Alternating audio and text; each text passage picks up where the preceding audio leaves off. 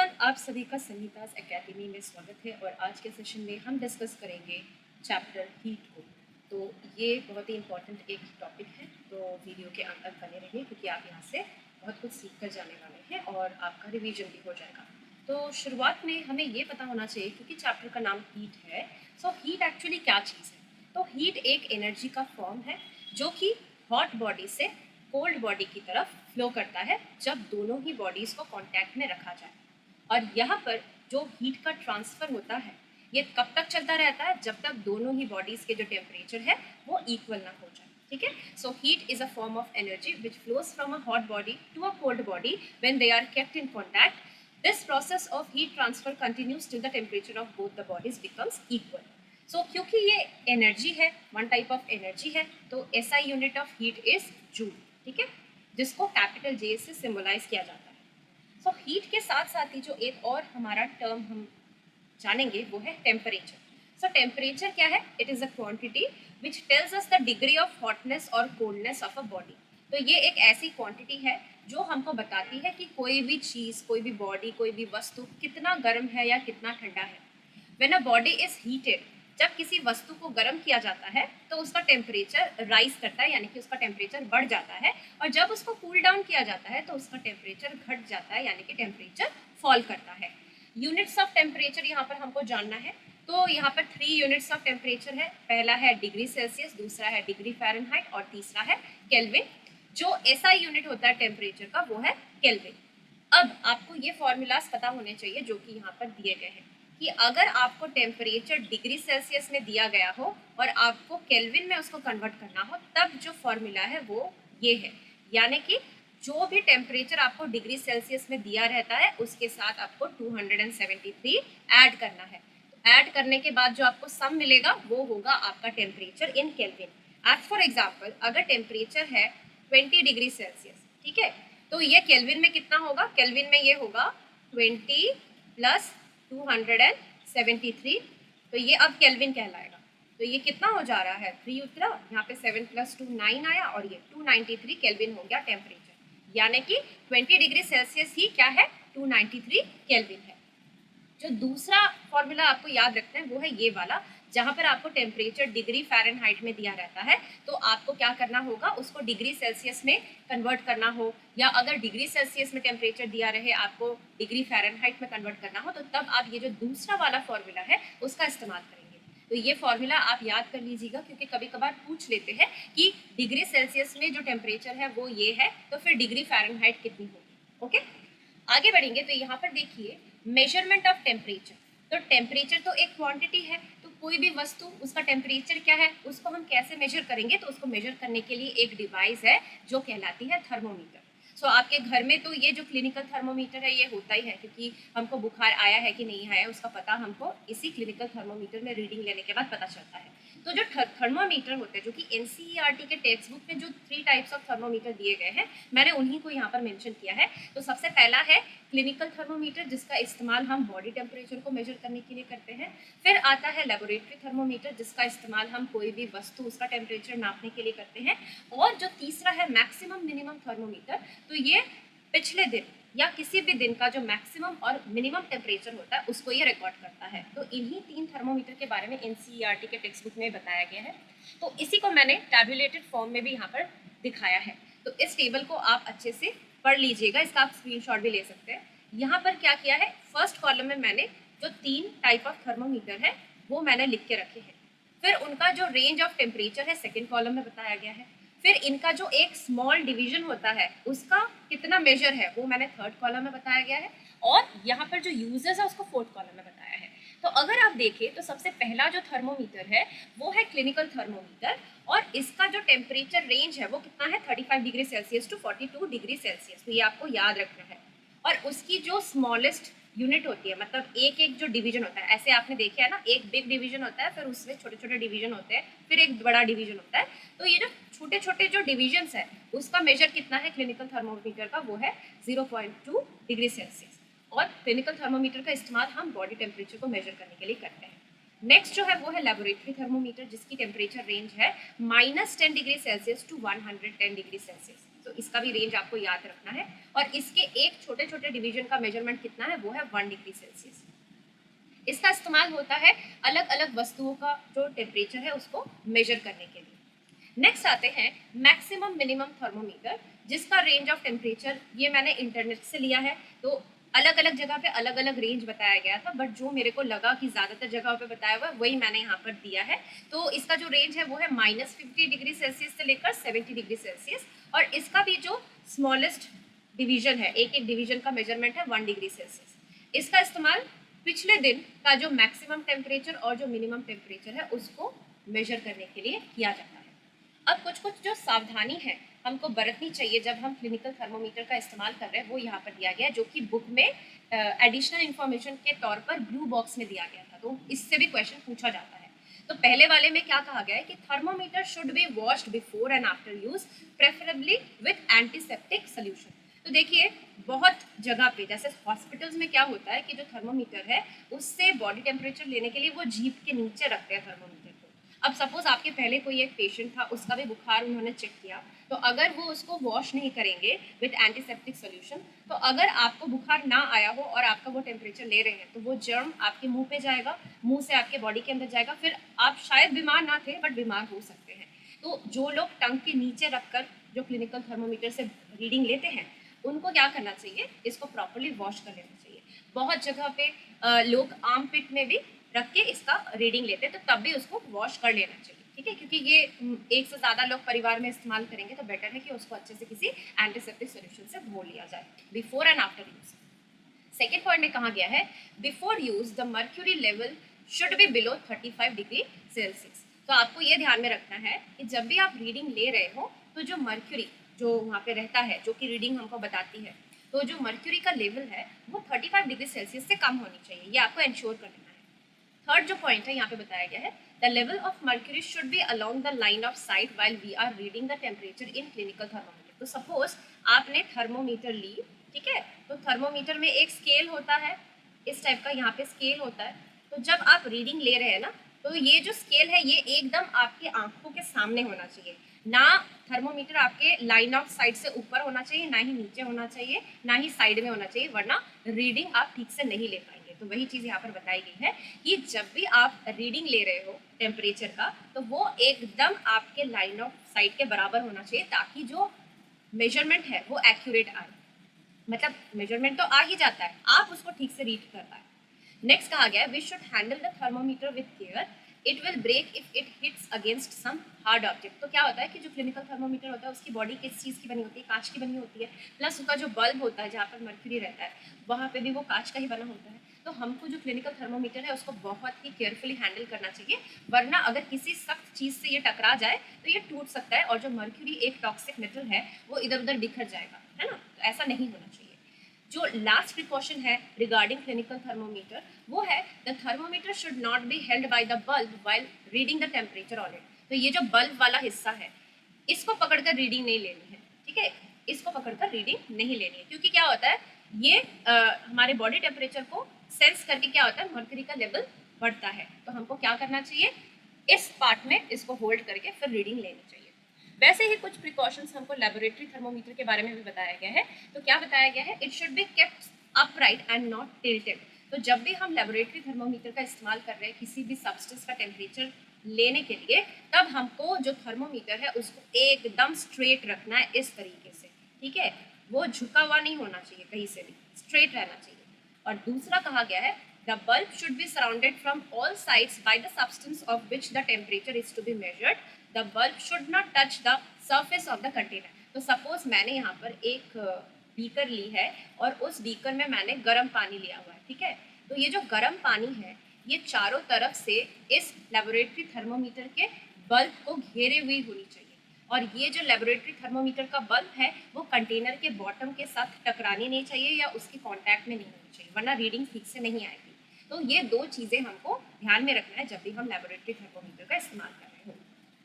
अब जो important points है जो इस चैप्टर से मैंने देखा कि बहुत ही ज़रूरी है, तो वो क्या बताया गया है कि जो नॉर्मल टेम्परेचर होता है ह्यूमन बॉडी का वो होता है 37 डिग्री सेल्सियस और 98.6 डिग्री फ़ारेनहाइट, ठीक है।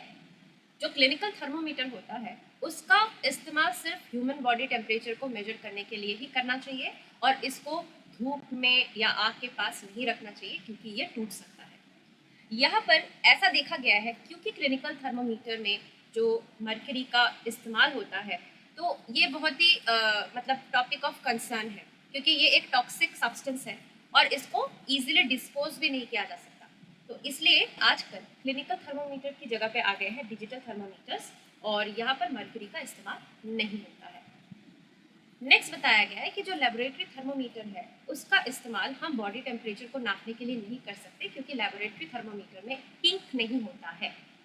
किंक नहीं होने से क्या होगा, जैसे ही आप बॉडी के कांटेक्ट से इस थर्मोमीटर को हटाएंगे तो मर्क्यूरी का जो लेवल है वो फिर से घट जाएगा। तो इसके लिए हमको क्या करना पड़ेगा, क्लिनिकल थर्मोमीटर का इस्तेमाल करना पड़ेगा क्योंकि इसमें एक किंक मौजूद रहती है जो कि मर्क्यूरी के लेवल को गिरने से रोकती है। तो सपोज आपने जीभ के नीचे रखा और आपका रीडिंग आया 101 डिग्री फ़ारेनहाइट, टेम्परेचर ये आया, तो आप अपने टंग के नीचे से भी अगर हटा लेंगे थर्मोमीटर को तब भी वो 101 डिग्री सेल्सियस नहीं डिग्री फ़ारेनहाइट ही दिखाएगा। बट अगर आप लेबोरेटरी थर्मोमीटर से अपने बॉडी टेम्परेचर को मेजर करने की कोशिश कर रहे हैं, टेम्परेचर वो सही देगा बट जैसे ही आप जीभ के नीचे से उसको निकालेंगे तो मर्क्यूरी का जो लेवल है वो नीचे गिर जाएगा, तो आपको बॉडी टेम्परेचर का पता नहीं चलेगा। क्यों ऐसा हो रहा है? क्योंकि लेबोरेटरी थर्मोमीटर में किंक नहीं है जो कि क्लिनिकल थर्मोमीटर में मौजूद होती है। इसीलिए क्लिनिकल थर्मोमीटर का ही इस्तेमाल किया जाता है बॉडी टेम्परेचर को मेजर करने के लिए। अब जो वेरी वेरी इंपॉर्टेंट चीज़ है वो है कंडक्टर ऑफ हीट और इंसुलेटर्स कौन होते हैं। तो कंडक्टर्स ऐसे चीज़ें होती है जो कि हीट को पास करने देती है उनसे, ठीक है। तो the substances which allow heat to pass through them easily are called conductors of heat. और इंसुलेटर्स ठीक इनके उल्टे होते हैं, ये ऐसे सब्सटेंस होते हैं जो कि हीट को उनसे पास करने नहीं देती है, अलाउ नहीं करते हैं। The substances which do not allow heat to pass through them are called insulators और बैड कंडक्टर्स ऑफ हीट। कुछ एग्जाम्पल्स देख लिया जाए तो जैसे कि कंडक्टर्स ऑफ हीट में मेटल्स आते हैं because metals are good conductor of heat and electricity. So silver, copper, iron, aluminium, mercury, ये सभी क्या है, मेटल्स है। So these are good conductors of heat. Whereas wood, plastic, mud, cork, cotton, wool, asbestos, फिर जो still air मतलब ऐसी हवा जो बह नहीं रही हो, स्टिल एयर, ये सभी इंसुलेटर्स हैं, मतलब ये हीट का ट्रांसफर होने नहीं देते। All metals are conductors of heat, सभी मेटल्स कंडक्टर्स ऑफ हीट होते हैं। बहती हुई हवा भी कंडक्टर ऑफ हीट होती है, तो ये आपको ध्यान में रखना है। बट जो स्थायी हवा है, जो हवा बह नहीं रही है, वो इंसुलेटर है।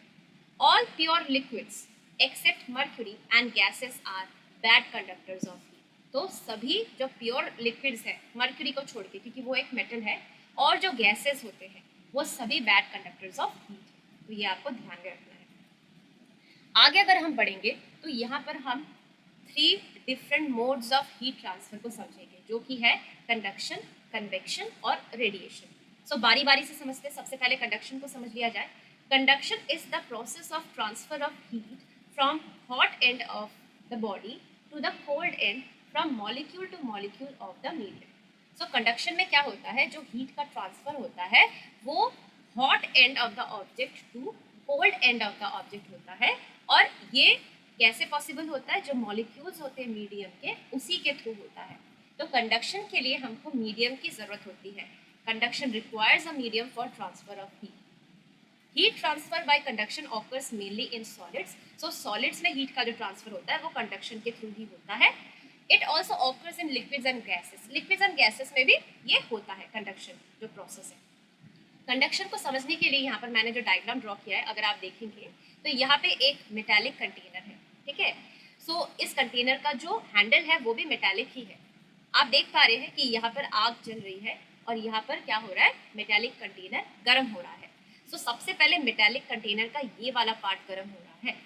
अब क्योंकि ये एक सॉलिड मैटर है या सॉलिड सब्सटेंस है, तो इसके जो मॉलिक्यूल्स है ये ऐसे टाइटली पैक्ड है, इंटरमॉलिक्यूलर स्पेस इसमें बहुत कम है। तो क्या होगा, धीरे धीरे हीट का transfer one molecule to another इस तरीके से होगा। तो जैसे कि आप देख पा रहे हैं कि इस साइड से धीरे धीरे ये हैंडल की ओर पहुंच रहा है, जिस वजह से ऐसे बर्तन जिनके बेकलाइट हैंडल नहीं होते हैं उनका हैंडल गर्म हो जाता है और फिर उनको पकड़ने में हमको असुविधा होती है क्योंकि हम गर्म चीज़ तो पकड़ नहीं पाएंगे।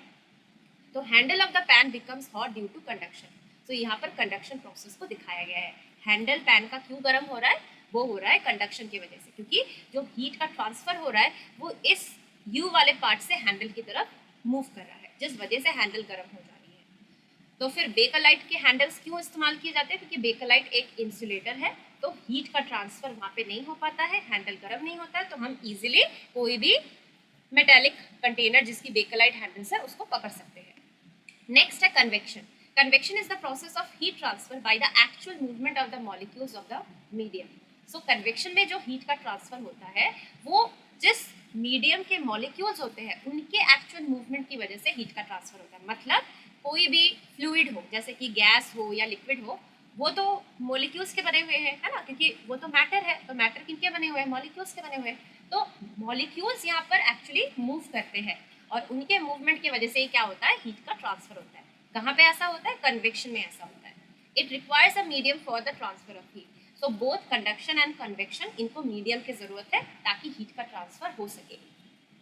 जो लिक्विड्स और गैसेस होते हैं, जिनको हम फ्लूइड्स भी कहते हैं, वो ज्यादातर यहाँ पर गर्म होते हैं bye the process of convection.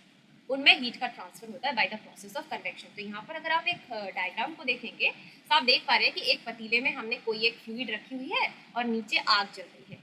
तो इस पतीले में जो फ्लूइड है, सपोज पानी ही है, पूरा पानी एक ही बारी में गर्म नहीं होता है। इसका प्रोसेस क्या है कि जो बॉटम ऑफ द कंटेनर के कांटेक्ट में जो पानी है, सबसे पहले वो गर्म होती है, क्योंकि जो कंटेनर का बॉटम है वो गर्म हो रहा है, उसी के इमीडिएट कांटेक्ट में जो पानी है वो भी गर्म होगा। ये पानी गर्म होने से क्या होता है कि जो पानी के मॉलिक्यूल्स है वो एक्सपैंड करते हैं, तो उसकी वॉल्यूम इंक्रीज होने से क्या होता है कि उसकी जो डेंसिटी है वो घट जाती है, और वो हल्की होने से क्या होता है, ये जो गर्म पानी है ये ऊपर की ओर उठ जाता है, जो कि आप एरो से मैंने दिखाया हुआ है। तो यहाँ पर एक एम्प्टी स्पेस क्रिएट होता है, तो ये खाली तो नहीं रहेगी, तो साइड से क्या होता है कि जो कोल्ड वाटर है वो उसकी जगह ले लेता है, और फिर वो कोल्ड वाटर गर्म होता है, वो ऊपर जाता है। तो इस तरीके से एक कन्वेक्शन करंट क्रिएट होता है, और इस तरीके से कोई भी जो फ्लूइड है वो गर्म होती है, वहां पर हीट का ट्रांसफर होता है। तो any fluid becomes hot due to convection current. कोई भी फ्लूइड गर्म होती है कन्वेक्शन करंट्स की वजह से। तो ये आपको यहाँ पे समझ आ गया होगा। अब हम समझेंगे radiation. Radiation is the process of heat transfer in which heat directly pass from one body at high temperature to another body at lower temperature. So radiation वो process of heat transfer है जहाँ पर जो heat है वो directly pass करती है जो बॉडी अभी हाई टेम्परेचर पे है उससे जो लोअर टेम्परेचर पे बॉडी है उसकी तरफ, विदाउट अफेक्टिंग द मीडियम, और मीडियम को ये अफेक्ट नहीं करती, जिस वजह से रेडिएशन के लिए हमको कोई भी मीडियम की ज़रूरत नहीं है। मतलब रेडिएशन प्रोसेस के थ्रू हीट ट्रांसफर होने के लिए कोई भी मीडियम की ज़रूरत नहीं है। तो in vacuum heat transfer takes place only by the process of radiation. So vacuum में हीट का ट्रांसफर सिर्फ रेडिएशन के थ्रू ही हो सकता है। Hot objects radiate heat to the surrounding. तो कोई भी गर्म वस्तु वो ठंडी क्यों होती है? समय बीतने पर सपोज आपने एक पतीले में दूध गर्म किया है, तो कुछ समय बाद तो दूध ठंडा हो जाएगा, तो वो मिल्क क्यों ठंडा हो रहा है? क्योंकि जो कंटेनर है और जो मिल्क है वो हॉट बॉडी है, तो वो अपने सराउंडिंग में हीट को रेडिएट कर रहे हैं, जिस वजह से वो ठंडा हो जाता है। तो यहाँ पर आप देख पा रहे हैं ना कि यहाँ पर सूरज बना है, यहाँ पे अर्थ है, तो सूरज से जो हीट अर्थ को पहुँचती है वो थ्रू रेडिएशन ही पहुँचती है, क्योंकि स्पेस में क्या है, वहाँ पर तो कोई मीडियम नहीं है, तो वहाँ से फिर हमको गर्माहट कैसे पहुँचती है? अर्थ तक जो हीट है सन से वो कैसे पहुँचती है? तो वो रेडिएशन के थ्रू पहुँचती है, क्योंकि रेडिएशन को कोई भी मीडियम की ज़रूरत नहीं है। अब जो कन्वेक्शन हमने पढ़ा था उसी से रिलेटेड दो टर्म्स आते हैं, जो कि है लैंड ब्रीज और सी ब्रीज। तो इसको बारी बारी से हम समझेंगे। जो लैंड ब्रीज होता है वो रात के वक्त होता है। तो एक चीज़ आपको ध्यान में रखनी है कि जो लैंड होता है वो सुबह जितनी जल्दी गर्म होता है उतनी ही जल्दी रात को वो ठंडा होता है। तो लैंड ब्रीज मैंने क्या कहा, रात के वक्त ये होता है। तो रात के वक्त क्या होता है, जो सी वाटर है उसके कंपैरिजन में जो लैंड है वो ज़्यादा जल्दी ठंडी हो जाती है। ठीक है। अब क्योंकि सी वाटर गर्म है, तो सी वाटर के कांटेक्ट में आने वाले जो भी हवा है वो भी गर्म हो जाती है। क्योंकि वो गर्म है तो वहाँ से जो हवाएं है वो भी गर्म हो रही है। अब हवा हो या कोई भी चीज़ हो, उसको जैसे ही हीट मिलता है तो उसके जो मॉलिक्यूल्स हैं वो इधर उधर बिखर जाते हैं, मतलब एक्सपैंड करता है, जिस वजह से वो हल्के हो जाते हैं और वार्म एयर क्या करता है, ऊपर उठने लगता है। अब ऊपर उठने से यहाँ पर कुछ एम्प्टी स्पेस क्रिएट होता है, तो यहाँ पर कौन भरेगा ये खाली जगह? तो लैंड से जो कोल्ड एयर है, क्योंकि लैंड के कांटेक्ट में जो हवा होगी, क्योंकि लैंड ठंडी है तो वो हवा भी ठंडी होगी, तो लैंड से कोल्ड एयर सी की तरफ बहकर आती है to occupy this empty space. तो यही जो हल्की हल्की धीमी धीमी हवा जो कि लैंड से, कोल्ड लैंड से वार्म सी की तरफ बहकर आती है, इसी को हम कहते हैं लैंड ब्रीज। तो यहाँ पर जो प्रोसेस है वो इंग्लिश में भी लिखा हुआ है कि at night the land cools much faster than the sea, therefore the sea water is warmer than the land. The air near the sea being warm is less dense, that is lighter, so it rises up and cold current of air blows from the cold land to the warm sea to take its place. This is called land breeze. So land breeze से जो points very very important हमको याद रखने हैं कि land breeze रात को होता है, वहाँ पर लैंड ठंडा होता है, सी वाटर गर्म होता है, और लैंड ब्रीज का मतलब ही क्या है, cold air from land flows toward the sea, मतलब ठंडी हवा लैंड के ऊपर से बहकर कहाँ पे पहुँचती है, गर्म सी की तरफ। तो फिर सी ब्रीज क्या है? सी ब्रीज ठीक लैंड ब्रीज का उल्टा है। ये कब होता है? ये सुबह होता है, जब सूरज चढ़ा हुआ हो, मतलब जब सूरज उग जाता है तभी से ये चीज़ होने लगती है। तो क्या होता है कि सुबह के वक्त मैंने क्या कहा कि जितनी जल्दी लैंड गर्म होती है उतनी जल्दी ही वो रात को ठंडी हो जाती है। तो सुबह जल्दी जल्दी कौन गर्म हो जाएगा? लैंड गर्म हो जाएगा। किस वजह से गर्म होगा? सन से हीट मिलने से वो गर्म होगा। अब क्या हो रहा है, क्योंकि लैंड गर्म है तो उसके ऊपर से जो हवा बह रही है वो भी गर्म हो जाएगी, और वो एक्सपैंड करेगी तो वो हल्की हो जाएगी, उसकी वॉल्यूम बढ़ेगी तो वो लेस डेंस हो जाएगी, हल्की हो जाएगी, तो वो ऊपर उठ जाएगी। अब ऊपर उठ जाएगी तो यहाँ पर एम्प्टी स्पेस क्रिएट होगा, तो इस जगह को कौन भरेगा? Cold air that is coming from the cold sea water. तो क्या होगा कि क्योंकि जो समंदर का पानी है वो लैंड की तुलना में ठंडी है, तो उसके ऊपर से बहती हुई हवाएं भी कैसी होगी? ठंडी होगी। तो इस एम्प्टी स्पेस को कौन भर देगा? कोल्ड एयर, जो कि सी से लैंड की तरफ बह रही है। तो इसी को हम कहते हैं सी ब्रीज। तो ये इंग्लिश में यहाँ पर बताया गया है कि during the day the land becomes more warm than the sea, so the air above the land being warm becomes less dense, that is lighter. It rises up and the cold air from the sea blows towards the land to take its place. This is called sea breeze. So sea breeze के बारे में जो points हमको ध्यान में रखना है वो क्या है कि sea breeze सुबह होती है, इस वक्त लैंड जो होता है वो गर्म होता है, सी वाटर जो होता है वो ठंडी होती है, और जो ठंडी हवा सी के ऊपर से बहकर कहाँ पे आती है? वार्म लैंड की तरफ बहकर आती है, उसी को हम सी ब्रीज कहते हैं। तो आशा करती हूँ कि लैंड ब्रीज और सी ब्रीज आपको प्रॉपर्ली समझ में आ गया होगा। अब हम डिस्कस करेंगे कि समर टाइम और विंटर में हम किस टाइप के कपड़े पहनते हैं या हमको पहनना चाहिए। सो समर में क्या होता है, टेम्परेचर बहुत ही हाई होता है, तो इसीलिए हमको लाइट कलर्ड क्लोथ्स पहनने चाहिए, क्योंकि लाइट कलर्ड क्लोथ्स क्या करते हैं, ज़्यादातर हीट को रिफ्लेक्ट कर देते हैं, जिस वजह से हमको गर्म कम फील होता है, और हमको कॉटन के कपड़े पहनने चाहिए। So light colored clothes reflect most of the heat that falls on them and we feel more comfortable wearing them in summer. कभी आप देखिएगा समर सीजन में ब्लैक कलर का कोई भी कपड़ा पहन के निकलिए, आपको लगेगा कि सारा जो सूरज से हीट है आप ही को मिल रहा है, इतना गर्मी लगेगा, तो आप थोड़ी देर भी बाहर नहीं रह पाएंगे। मेरे साथ ऐसा हादसा हो चुका है, तो तब से मैंने ब्लैक क्लोथ्स पहनने मतलब धूप में छोड़ दिया है, क्योंकि ब्लैक कलर क्या है, वो डार्क कलर है, तो वो सन से आती हुई ज़्यादातर हीट को एब्जॉर्ब कर लेता है, और एब्जॉर्ब करने से क्या होता है कि हमको गर्मी ज़्यादा फील होती है।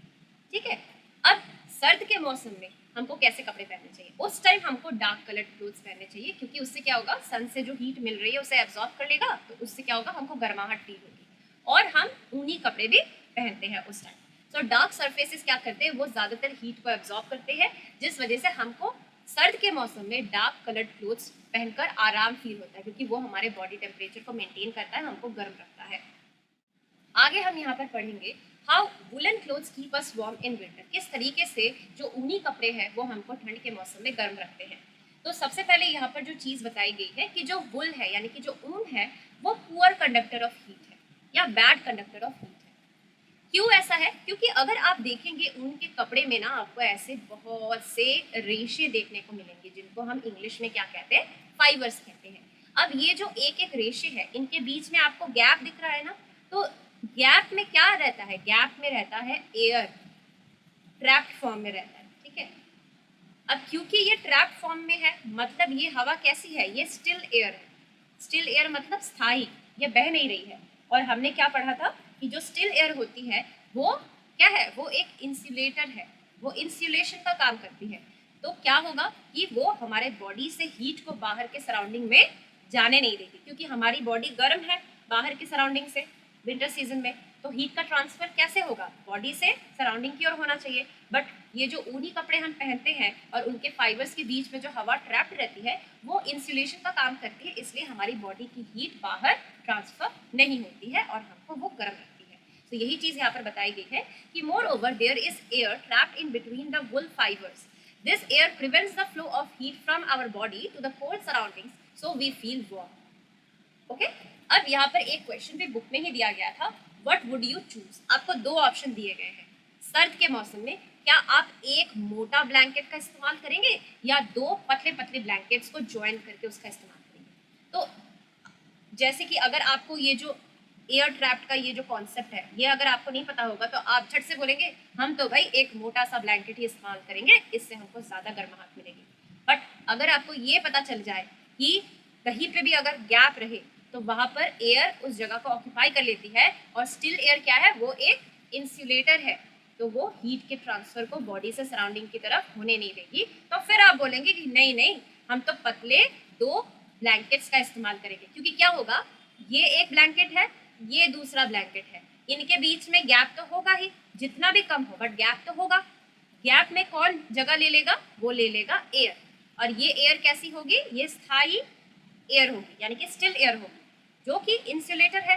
तो क्या होगा, मेरी बॉडी की जो हीट है वो बाहर सराउंडिंग तक नहीं जा पाएगी। तो बेटर ऑप्शन क्या होगा, two thin blankets join together. तो वही चीज़ यहाँ पर मैंने हिंट के तौर पर आपको बताई थी कि there would be a layer of air in between the blankets. जब हम दो ब्लैंकेट्स लेते हैं पतले पतले, तो इनके बीच में एक पतली सी लेयर होगी एयर की, और यही layer of air will prevent the flow of heat from our body to the cold surrounding. तो ये हमारी बॉडी से हीट को बाहर जाने नहीं देगी।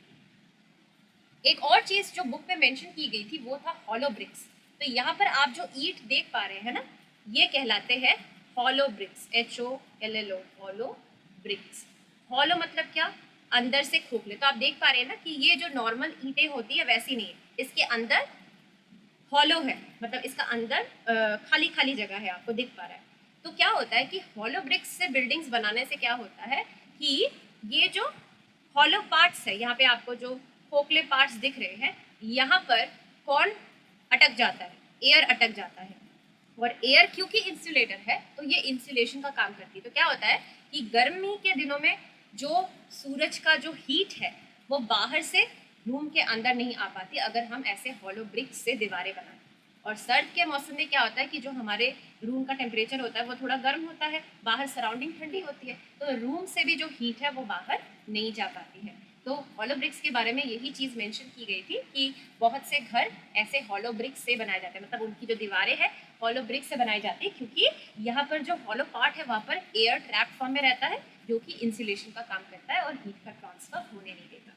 तो इसी के साथ मेरा आज का सेशन यहीं पर समाप्त होता है। आशा करती हूँ कि मेरे इस टॉपिक को समझाने से आपको कुछ ना कुछ तो मदद मिली ही होगी। अगर आपको लगता है कि आज का सेशन बेनिफिशियल है तो आप अपने जैसे लर्नर्स के साथ इस वीडियो को शेयर कर सकते हैं। आप मेरे वीडियो को प्लीज़ लाइक भी कीजिएगा, और जो मेरा चैनल है सनीताज अकेडमी, इसको सब्सक्राइब कीजिए, बेल आइकन को प्रेस करके रखिएगा। ऐसे ही कंटेंट के साथ दोबारा आपसे मुलाकात होगी। Till then take care and bye bye.